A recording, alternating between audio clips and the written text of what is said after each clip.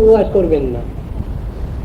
অনেকের আইডিয়াটা এরকম যে আমি উপবাস করবো তো আমার ঠাকুরও উপবাস করবেন, কেন করবেন না? আরে ঠাকুর তো সেব্য বস্তু, তাকে তো সেবা করতে হবে। আমি করি সাধন, তার প্রতি কামনায় আমি সবকিছু করবো, কিন্তু আমার ঠাকুরকে উপবাস রাখলে তো হবে না। ঠাকুরের প্রতি কামনার জন্য আমি উপবাস করি, আমি লঙ্ঘন নেই, এ কথা তো লেখা আছে বাইবেল। আবার শুধু উপবাস করলেই হয়ে যাবে? আবার প্রশ্ন এর পিছনে, উপবাসস্তু লঙ্ঘনে, লঙ্ঘন দিলেই ব্রত বার ব্রত করা হয় না, উপবাস করা হয় না। আমি উপবাস করলাম, আগের দিন রাত্রে থেকে যখন শুনতে পেয়েছি উপবাস আছে, তখন থেকে মন খারাপ হয়ে গেছে, উপবাসের নাম শুনি। আর পরের দিন সকালবেলা থেকে অন্যদিন শুই না, সকালে পরের দিন সকালবেলায় শুয়ে পড়লাম, সারাদিনই শুয়ে শুয়ে কাটিয়ে দিলাম। বলছেন ওটা উপবাস নয়। এই নৌপবাসস্তু লঙ্ঘনে, এই স্মৃতি বাক্যের ওটা প্রতিবাদ। নৌপবাসস্তু লঙ্ঘন, লঙ্ঘন দিলেই উপবাস হয় না। তাহলে উপবাস কিসে হবে? অন্যান্য দিনে আমি যতটুকু হরিনাম করি তার থেকে বেশি হরিনাম করতে হবে। অন্যান্য দিনে যতটুকু আমি ভক্তিগ্রন্থ আলোচনা করি তার থেকে বেশি করে করতে হবে। অন্যান্য দিনে যতটুকু সেবা করি আমি তার থেকে বেশি করে সেবা করতে হবে। অন্যান্য দিনে ঠাকুরের সেবা পূজা যেভাবে করি তার থেকে আরো ভালোভাবে করতে হবে। এইসব কথাগুলো লেখা আছে। তাহলে উপবাস সার্থক, উপবাস পূর্ণতা প্রাপ্ত হয়, এই কথাই তো লেখা আছে শাস্ত্রে। উপবাসের দিনে একজন যা নিষেধ আছে সেগুলো করছেন। কিরকম? ভালো মন্দ খাওয়ার ব্যবস্থা করছেন, দিনে নিষেধ আছে কিছু। কি নিষেধ? অসকৃত জলপান হচ্ছে। বারবার বারবার যদি জল খাওয়া যায় তাহলে উপবাস নষ্ট হয়ে যায়। এরকম নিয়ম নেই, আছে তো। অসকৃত জলপান হচ্ছে, বারবার জল খাওয়া ঠিক না। সকৃত তাম্বুল ভক্ষণ, ভুল করেও যদি কখনো আমি একটু পান খেয়ে ফেলি, গুয়া পান, উপবাস নষ্ট হয়ে গেল। আমার চিন্তা ছাড়া আমার নিজস্ব কিছু চিন্তা নিয়ে আমি সময় কাটিয়ে দিলাম, বা মনান্তর মতান্তর করে ঝগড়া বিবাদ করে খেলাম না। ঝগড়া বিবাদ করে খেলেন না, প্রহ্লাদ মহারাজের ব্যাপারে আছে, এটা সকলের বেলায় কি হবে? ওটা এই তো একটা বিচার। প্রহ্লাদ মহারাজের ব্যাপারে ওটা হলো, তিনি যে স্ট্যাটাসের লোক, তার জন্য হয়েছে ওটা। এখন আমি যদি ওরকম করি তাহলে কি হবে? ঝগড়া বিবাদ করে খেলাম না, রাগ করে হবে না। ঠাকুর কীর্তন করলেন, ভুলিয়া তোমারে সংসারে আসিয়া নানাবিধ ব্যথা, তোমার চরণে আসিয়াছে আমি বলিব দুঃখের কথা। জননী জঠরে ছিলাম যখন বিষম বন্ধন পাশে, একবার প্রভু দেখা দিয়া মোরে বঞ্চিলে এ দীনদাসে। এটা কি সকলের জন্য লেখা হয়েছে? এটা সকলের জন্য নয়, কোন বিশেষ ক্ষেত্র, বিশেষ জীবাত্মার ক্ষেত্রে এই ঘটনা হয়। ভাগবতে বর্ণনা আছে, সকলের হয় না। মাতৃগর্ভে থেকে ভগবানের চিন্তা করার এই সুযোগ, এই অপরচুন মোমেন্ট সকলের আসে না, কদাচিৎ কারো আসে। ভক্তিবিনোদ ঠাকুরের এসেছে, তাই তিনি নিজের কথাই বলে গেছেন। ওটা সকলের বেলা কমন ফ্যাক্টর নয়, এই কথাই লেখা আছে। একবার প্রভু দেখা দিয়া মরে বঞ্চিলে এই দীনদাসে, তখন ভাবিনু জনম পাইয়া করিব ভজন তব, জনম হইল পরিমায়া জলে, না হইল জ্ঞান লব। আদরের ছেলে স্বজনের কোলে হাসিয়া কাটানো কাল, জনক জননী স্নেহেতে বলিয়া সংসার লাগিল ভালো। এই যে পরপর স্টেজ ব্যাখ্যা করে যাচ্ছেন, ওর নিজের লাইফটাকেই বলে যাচ্ছেন। সাধারণ সকলেরই প্রায় জীবনটা এরকমই হয় সেই হিসাবে। কিন্তু আমি যদি বসে থাকি, আমি তাহলে প্রতিজ্ঞা করেছিলাম, তা নয়। সকলেরও ভাগ্য সৌভাগ্য হয় না, কদাচিৎ কারো হয় সৌভাগ্য। সেই কথাই লেখা আছে ভাগবতে। সব জিনিসটাই আমার জন্য নয়, কারো ব্যক্তিগত কর্ম একরকমের, ব্যক্তিগতই। আর সাধারণ যে পর্যায়ে আছে সেটাও সকলের ঘাড়ে চাপিয়ে দিলে হবে না, দুরকমই কথা। সাধারণ সাধারণই থাকবে, অসাধারণ অসাধারণ থাকবে। দু কথাই তো আছে শাস্ত্রে। আমি কি করব, আমরা কতটুকু কি করব, যতটুকু পারি ততটুকুই করব, উইথ হার্ট অ্যান্ড সোল, অন্তর দিয়ে করব, সরল ভাবে করব, নিষ্কপটে করব, শাস্ত্রের আদেশ নির্দেশ অনুজ্ঞা যতটা পারি পালন করব। পালন করাটাই তো বড় কথা।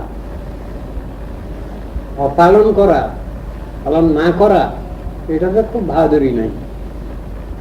খারাপটাকে ছাড়তে হবে, এ কথা হাজারবার লেখা আছে শাস্ত্রে। ভালোটাকে গ্রহণ করতে হবে, দুটো কথাই তো পাশাপাশি লেখা আছে Gita Bhagavat. Negative positive side. খারাপ যেগুলো আছে সেগুলো ছাড়ো, আর ভালো যেগুলো সেগুলো তোমার হৃদয়ে পোষণ করো, এই তো কথা লেখা আছে। দুঃসঙ্গ খারাপ জিনিস ছাড়ো, সাধু সঙ্গ ভালো জিনিস গ্রহণ করো। ওটা পাওয়ার আকাঙ্ক্ষা রাখো, যে কোনো উপায়ে তোমাকে ওই জিনিস পেতে হবে। সেটা পেতে গেলে যা ব্যবস্থা করতে হয় সেগুলো তুমি করো, সেটাই তো সাধন প্রচেষ্টা। দুটোই তো রাখতে হবে। কোনটাকে বাদ দেবো আমি? খারাপটাকে ছাড়তে হবে, ভালোটাকে গ্রহণ করতে হবে। তার জন্য আর পারিপার্শ্বিক যেসব আমার করণীয় আছে সেগুলো আমাকে করতে হবে, আমি তো ছেড়ে দিতে পারবো না। আমার শরীর খারাপ এই দেখে যদি আমি না মরতেই ভূত হয়ে যাই, তাহলে তো আমার দ্বারা কিছুই সম্ভব হবে না। শিকারের ভয় করে যদি আমি কিছুই না করতে চাই, তাহলে তো আমি ফাঁকিবাজ বলে প্রমাণিত হয়ে যাব সংসারে, সমাজে। এটাও তো দেখতে হবে আমাকে, কৈফিয়ত তো আমাকে দিতে হবে। ভাবের ঘরে চুরি, এটা কথা আছে না? তবে সব লোককে ঠকানো যায় খুব সহজ, কিন্তু ভগবানকে তো ঠকানো যায় না, অন্তর্যামী গুরু বৈষ্ণবকে তো ঠকানো যায় না, এটা তো আছে। আমি নিজেরই যে চিটিংবাজি করতে পারি, মনকে প্রবোধ দিয়ে দিলাম, মনকে বুঝিয়ে দিলাম একটা কিছু আমার সুবিধা অনুসারে, হবে না। তার বুঝটা দিতে হবে ভগবানকে, বুঝটা দিতে হবে গুরু বৈষ্ণবকে, বুঝটা দিতে হবে জীবাত্মাকে, বুঝটা দিতে হবে আমার বিবেককে, কনসেন্সকে, তার কাছে পড়া দিতে হবে। এই তো কথা, কথাগুলো তো এইরকমই আছে। আমার মন যদি ভগবানে তন্ময়তা লাভ করে, সেই মনটা আপনার অনুগত, সে মনটা যা করে ঠিকই করবে। কিন্তু আমার মনটা যদি অবশীভূত মন, তাহলে তো কিছু হলো না, তারপর আমি উল্টো পাল্টাই করলাম। আমার ইন্দ্রিয় বশীভূত মন না ছাড়ে বিষয় রতি, এখানে খারাপটাই বলতে যাচ্ছেন। ইন্দ্রিয়, জড় ইন্দ্রিয় বশীভূত মন যেটা, তাকে তো আর ভালো বলা হয়নি। কিন্তু আত্মার বশীভূত মন, আত্মার ডিরেকশন অনুসারে যে মন চলে, সে মনটা তো ভালো। সেইটাই তো হওয়ার কথা বলেছেন শাস্ত্রে। তার মানে আনুগত্য। আনুগত্য কার করব? শ্রেষ্ঠ ব্যক্তির আনুগত্য করব, শ্রেষ্ঠের আনুগত্য করব, পরমোপাস্য ভগবানের আনুগত্য করব, গুরু বৈষ্ণবের আনুগত্য করব, ভালোর আনুগত্য করব। খারাপের আনুগত্য আমার মরণ দশা, আর ভালো আনুগত্য করা আমার জীবদ্দশা। একথা বলা হচ্ছে গীতা ভাগবতে, এমন কথা লেখা আছে। জীবন মৃত আছে না একটা শব্দ, জীবদ্দশায় জীবিত অবস্থায় মৃত বলে এর সংজ্ঞাটা কি? হরের দাস্যে কর্মণা মনসা গিরা, না ওটা জীবন মুক্ত উচ্চতে।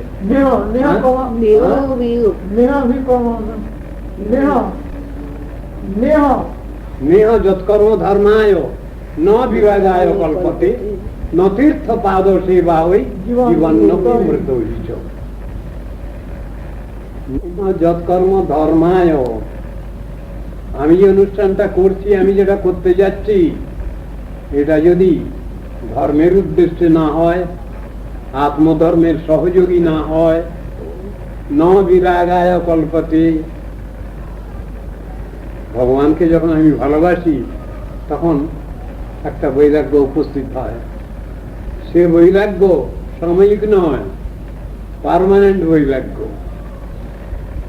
স্বভাবতই তার আহার বিহারে একটা সংকোচ আছে, সীমিত এর মধ্যে তিনি চলতে চান।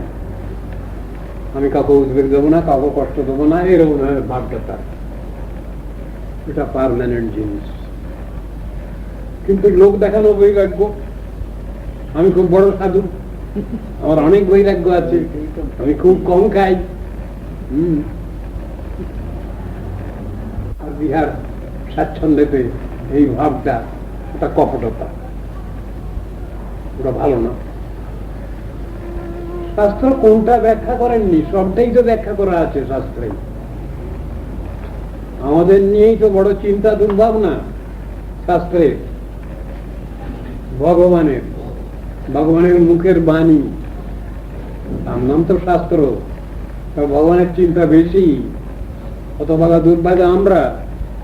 আমাদের জন্য অনেক চিন্তা ভাবনা আমাদের সুপ্রিম গার্জিয়ানের। এই কথা তো অস্বীকার করবার উপায় নেই। তার যে চিন্তা আছে সেই চিন্তা ব্যাখ্যা করা যায় না, অথচ তিনি সবটার মধ্যেই আছেন। গীতায় উপদেশ করছেন কৃষ্ণ নিজে, লোকা ন কুর্যা কর্মচেদম। আমি যদি কর্মাচরণ করে শিক্ষা না দেই জগৎকে, তাহলে জগৎ শিক্ষা পাবে না। বলে এইরকম কথা বলে, হ্যাঁ, ওই যদ্যদ আচরতি শ্রেষ্ঠ তত্ত্বদেব ইতরৌ জন।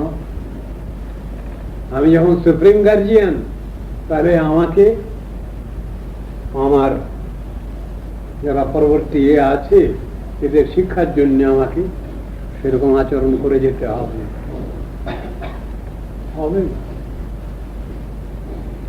আবার যদি ছেলের সামনেই বিড়ি সিগারেট খান, ছেলে বলেই ফেলবে, তুমি খাচ্ছ কেন? কি কথা, চুপ হয়ে যেতে হবে তখন বাপকে। সত্যিই তো এইরকম ধরনের শিক্ষা রয়েছে ধর্ম জগতেও, সে কথা বুঝানো আছে। যদি আদর্শ না রাখেন সামনে, মুশকিল হয়ে যায় তো, সন্তান সন্ততি বর্গের পক্ষে খুব অসুবিধা হয়ে যায়। এইসব কথাগুলো রয়েছে। কৃষ্ণ বলছেন, আমাকে এই কষ্টকর পরিশ্রম করতে হচ্ছে অর্জুন। গার্জিয়ান হওয়া বড় মুশকিল, মালিক হওয়া বড় মুশকিল, সর্বোপরি মালিক হওয়া আরো মুশকিল। মাঝখানে যারা আছেন তারা একরকম করে চলতে পারেন, কিন্তু সুপ্রিম অথরিটি যিনি, তার বড় কষ্ট। এসব কথাগুলো তো আছে, শাস্ত্রে লেখা আছে। ভগবানের কষ্টটা আমাদের ফিলিং এর মধ্যে আসে না তো? তিনি বোঝেন। The wearer best knows where the shoe pinches. নূতন জুতো কোথায় কাটে পায়ে, যিনি জুতোটা পরেন ব্যবহার করেন তিনি বোঝেন। ভগবান ওই রকম ধরনের সমঝদার, বুঝদার, তার বুঝের মধ্যে কোনো ভুল নেই, খুব ভালোভাবে জানা আছে তার কোনটা কতটুকু ভালো কোনটা কতটুকু খারাপ। সেই অনুসারে তিনি নির্দেশ দিয়েছেন শাস্ত্রে, এইভাবে চলো তোমাদের কোনো অসুবিধা হবে না, ওই জিনিসটাকে ছাড়ো, এই জিনিসটাকে গ্রহণ করো। এই নেগেটিভ পজিটিভ সাইড দুটো পাশাপাশি আছে, এটাকে অস্বীকার করবার কোনো উপায় নেই। সমাজে আমরা চলবো, কিন্তু সমাজের যে আইন কানুন সাধারণ, এগুলো সবই অসম্পূর্ণ, ডিফেক্টিভ আইন। সেই আইনে আমাদের আপাতত চলতে হচ্ছে, কিন্তু পরমার্থের যে আইন, spiritual law, spiritual rules and regulations, সেগুলো অন্য রকমের, সম্পূর্ণই অন্য রকমের। সেই আইন কানুন কারো ভালো মন্দের অপেক্ষা রাখে না। সেই আইনকে কেউ ভালো বলল তাতেও তার কোনো অহংকার নেই সেই আইনের, আর তাকে কেউ সমালোচনা করলো সেই আইনকে তাতেও তার কিছু বয়ে যায় না, যায় আসে না। এমনই জিনিসগুলো তো এইরকম। আমরা যখনই তার ভিতরে আমাদের নিজস্ব চিন্তা বিচার ঢুকিয়ে দিতে চাই, তখনই ভুল হয়ে যায়, তখনই সেটা ভুল হয়ে যায়। ইউনিভার্সাল ল, তার মধ্যে আমাদের কোন রকম ব্যাখ্যা দেওয়া উচিত নয়। ব্যাখ্যা দিতে গেলেই আমরা যে বোকামি করি, যে বোকামির মধ্যে আমরা আছি, সেই বোকামি ডুবিয়ে দেওয়া হলো, ভগবানের গাড়ি চাপিয়ে দেওয়া হলো। শাস্ত্রের সমালোচনা করা মানে হলেই ভগবানের যে জাজমেন্ট ভার্ডিক্ট, তাতে হস্তক্ষেপ করা হলো। এসব কথাগুলো তো শাস্ত্রেই লেখা আছে, আমরা বুঝি না।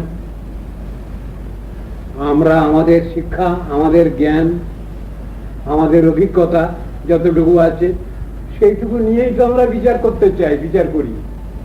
তার বাইরে যাওয়ার ক্ষমতা আছে আমাদের না। আল্লাহ সম্বন্ধে সেটা হবে না। এই জগতের যে এগুলো আছে সেই নিয়ে আমি কিছু কমেন্ট করতে পারি, কিছু রিমার্ক পাস করতে পারি, কিছু পরামর্শ দিতে পারি। বিভিন্ন ডিপার্টমেন্টের অফিসে এই জিনিসগুলো আছে। আমাদের এই যে অফিস, যে কাজ যেভাবে চলছে, এই ফ্যাক্টরি যেভাবে চলছে, এ সম্বন্ধে আপনাদের কোনো সুচিন্তিত অভিমত যদি থাকে, এর উন্নতির জন্য আপনারা বলবেন, লিখিতভাবে বলবেন, মুখে মুখে না। এই বক্স থাকলো, তার ভিতরে আপনাদের সব এইগুলো বলবেন, গ্রিভেন্স, সুবিধা অসুবিধা, এই ফ্যাক্টরির কিছু উন্নতি হবে, এই প্রতিষ্ঠানে কিছু উন্নতি হবে, করা থাকে। ওগুলো সব ডিপার্টমেন্টে আছে। এগুলো হলে জাগতিক ব্যাপার, কিন্তু বৈকুণ্ঠ জগতের ব্যাপারে সাধারণের হস্তক্ষেপ করার কোনো অধিকার নাই। কেন? এ সম্বন্ধে তারা সম্পূর্ণই অজ্ঞ, জানেন না খবর। তাদের কোটেশন কল করা হয় না, ভালো মন্দের কোটেশন তাদের কল করা হয় না।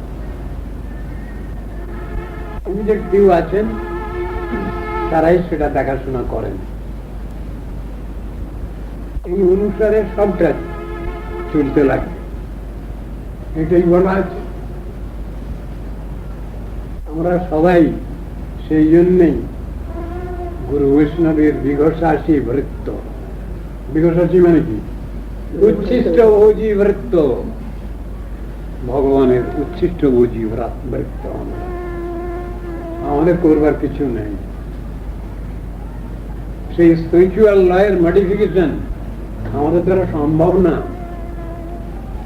স্পিরিচুয়াল লয়ের মধ্যে অ্যাডিশনাল ট্রেশন আমাদের পক্ষে সম্ভব না। Axiomatic truth, universal truth, absolute truth, সে কথাগুলো বুঝানো আছে, আমরা সেইভাবে চলব। শাস্ত্রে যেমন আছে, এর থেকে ভালো কথা কেউ বুঝাতে পারেননি। আবার খারাপ যেটা সে সম্বন্ধেও বাস্তব অভিজ্ঞান দিতে কেউ পারেননি আমাদের। কথাটা এইরকম, ভালো খারাপ সম্বন্ধে এমন ধরনের কথাগুলো আছে। মডিফিকেশন হবে এখানকার আইনের, হবে অ্যাডিশনাল নোটেশন হবে এখানকার আইনের। স্পিরিচুয়াল লাইফে কোনো মডিফিকেশন হয় না, একসঙ্গেই সব কথাগুলো বলা আছে। ডিগ্রি হিসাব করে, positive degree, comparative degree, superlative degree একসঙ্গে হিসাব করেই সব বলা আছে। তার নাম হলো অ্যাবসলিউট ট্রুথ, বাস্তব সত্য। আর এখানকার যে সত্য, সে সত্য কিছু উল্টো পাল্টা বিজৃম্বিত,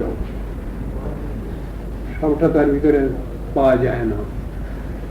আংশিক সত্য, পার্টলি সত্য, এ কথা বলা চলবে। হয়তো সেটা আদৌ সত্যই নয়, একদম মিথ্যা। আপনি মিথ্যা কথা বলছেন, এ কথা বললে কারো অবমাননা করা হয়, তখন ওটাকে মোলায়েম করে নরম ভাবে কিভাবে বলতে হবে? আপনি যা বলছেন সব অসত্য,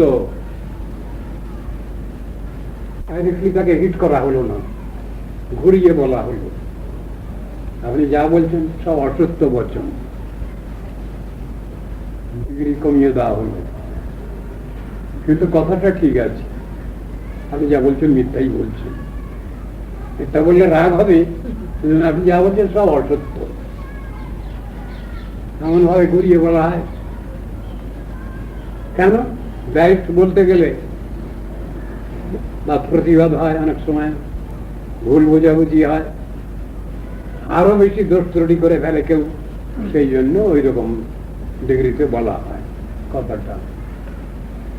কিন্তু ওই রকম জাগতিক জিনিস আর পারমার্থিক জিনিস দুটো আলাদা, দুই রকম আইনে চলে। আমরা এখানকার আইন পরমার্থ জগতে লাগাতে পারি না, আবার পরমার্থের আইন আবার এই জগতেও লাগানো চলে না, ভুল বুঝাবুঝি হয়ে যাবে।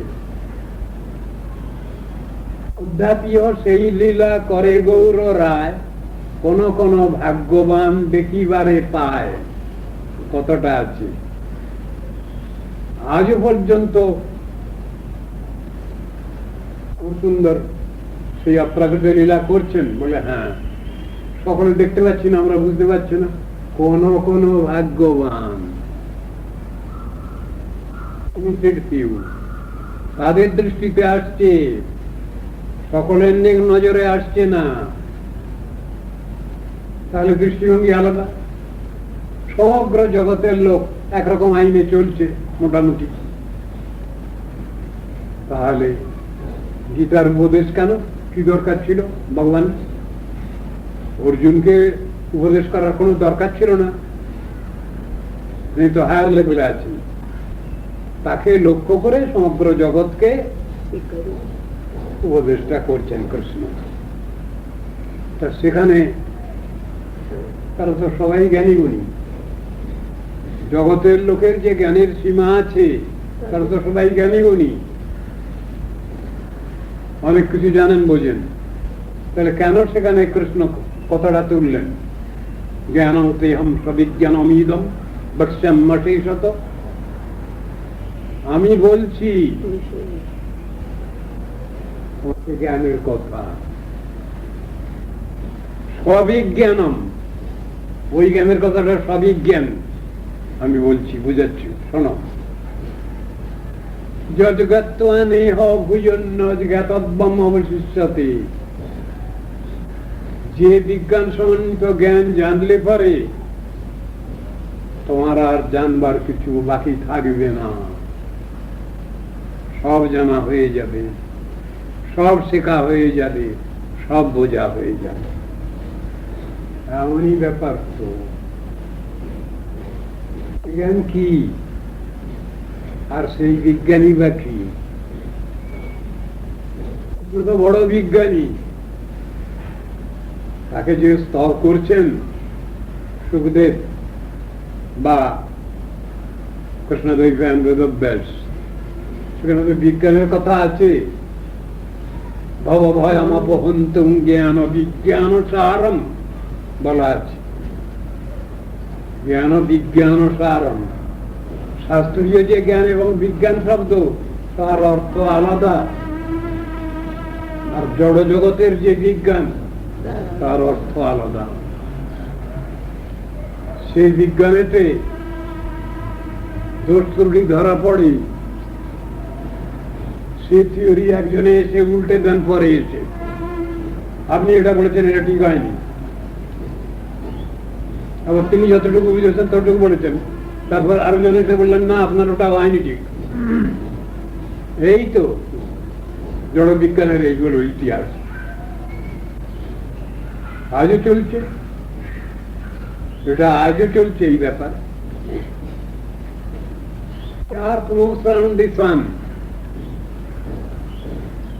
থিওরি যখন চালু হলো তখন তো কয়েকজনের চুল ফাঁস হলো, গ্যালিলিওর ফাঁসি হলো, আরো কত কি হলো, সক্রেটিসেরও পানিশমেন্ট হলো। এখনো পর্যন্ত এটাতে সম্বন্ধে সন্দেহ কাটেনি মানুষকে।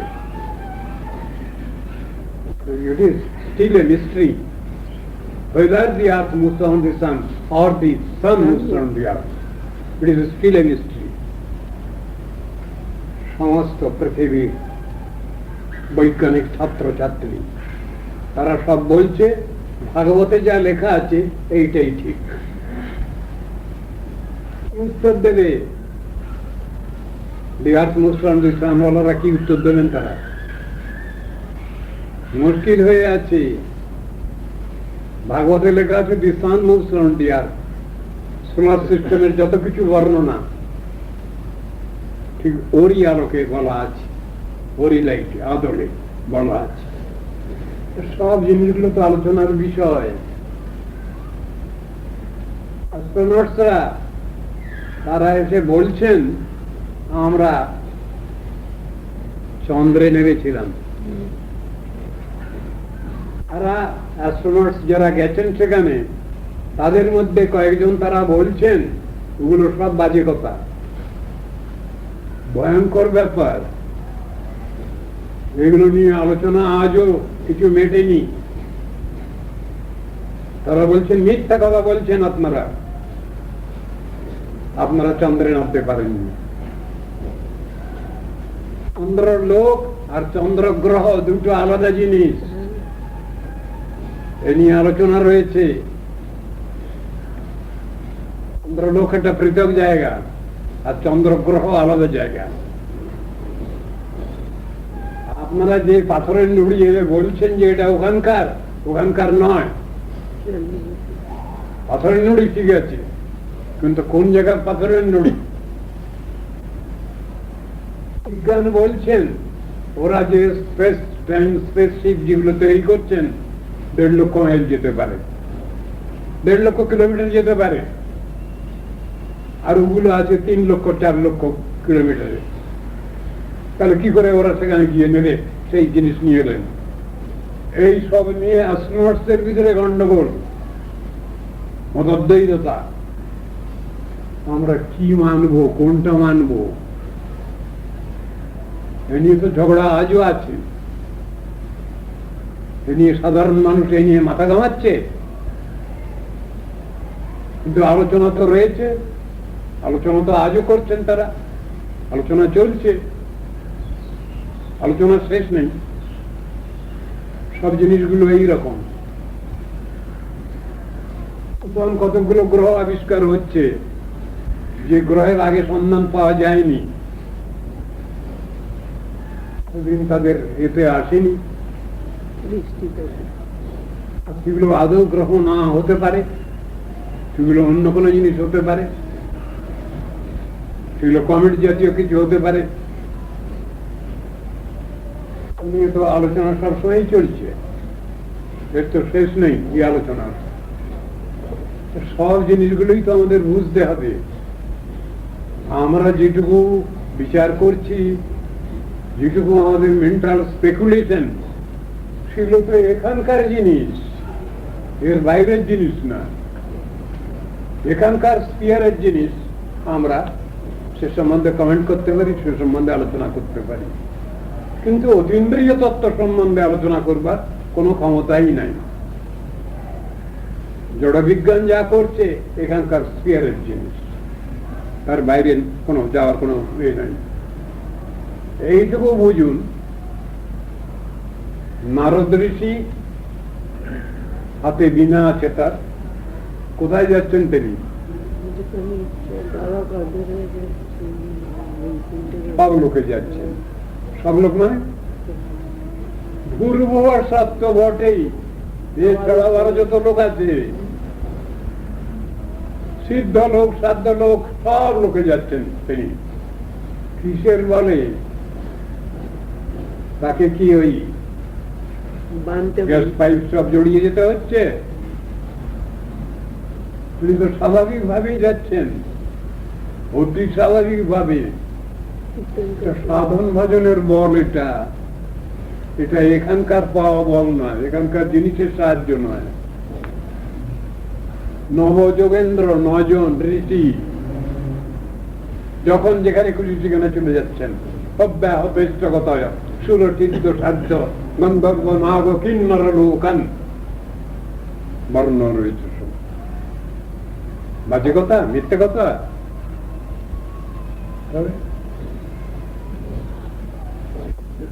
সব আবিষ্কার হয়েছে। আমরা খুব বাহাদুর ব্যক্তি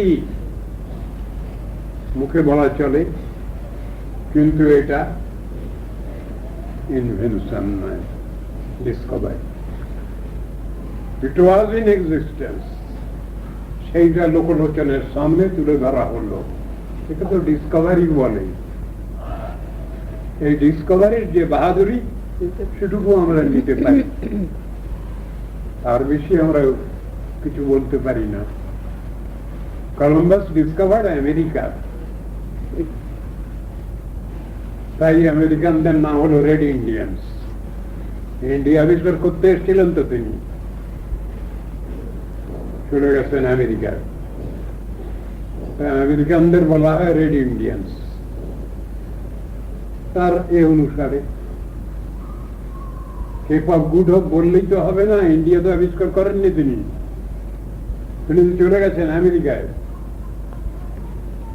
তাই ওদের নামই দিলেন রেড ইন্ডিয়ান্স। ওরা কি রেড ইন্ডিয়ান্স নাকি? তাহলে নামকরণ হলো কেন ওরকম? ইন্ডিয়ান্স নয়, কিন্তু তিনি তো নামকরণ করলেন রেড ইন্ডিয়ান্স বলে। সব জিনিসের ভিতরে এইরকম ধরনের গন্ডগোল আছে। কি করবো আমরা? আমাদের বিদ্যা বুদ্ধি কতটুকু, আমাদের জ্ঞান ভান্ডার কতটুকু, জমার ঘর কতটুকু, সীমিত। এর বাইরে যাওয়ার ক্ষমতা নেই। বাইরে যাওয়ার ক্ষমতা হয়, তার একটা অবস্থা আছে, তার একটা পরিবেশ আছে,